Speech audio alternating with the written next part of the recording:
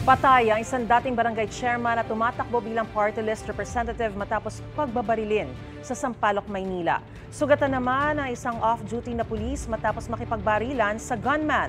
May unang balita si Jomer Apresto.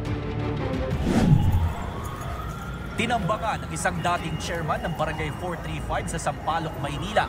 Kinilala ang biktima na si Lenensky Bacud. Ayon sa pulisya, tumatakbo siya bilang third nominee para sa Ang Bumbero ng Pilipinas o ABP Party List. Nahagip sa CCTV ang aktual na pamamaril sa bahagi ng P. Guevara Street. Pero tumanggi muna ang mga kaanak na ilabas ito.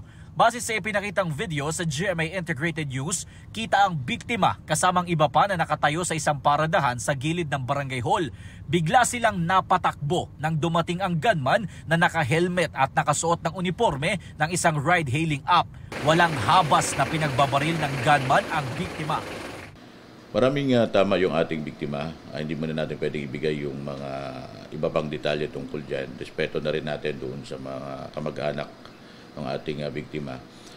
Sa isa pang anggulo ng CCTV, kita ang isang lalaking nakaputing t-shirt na nakipagbarilan sa gunman. Ayon sa MPD, pulis ang lalaking nakaputi at bumibisita lang sa isang kaibigan nang mangyari ang krimen. Nagkataon lang na witness niya yung pangyayari kaya bilang isang pulis nag-react siya at nakipag-engage siya dito sa ating mga suspect.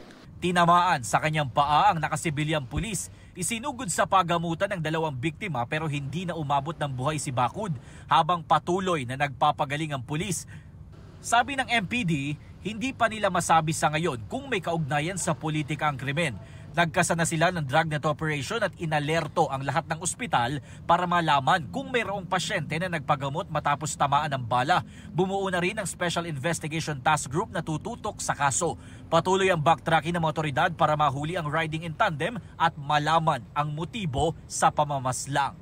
Ito ang unang balita. Jomer Apresto para sa GMA Integrated News. Gusto mo bang mauna sa mga balita? Mag-subscribe na sa GMA Integrated News sa YouTube at tumutok sa unang balita.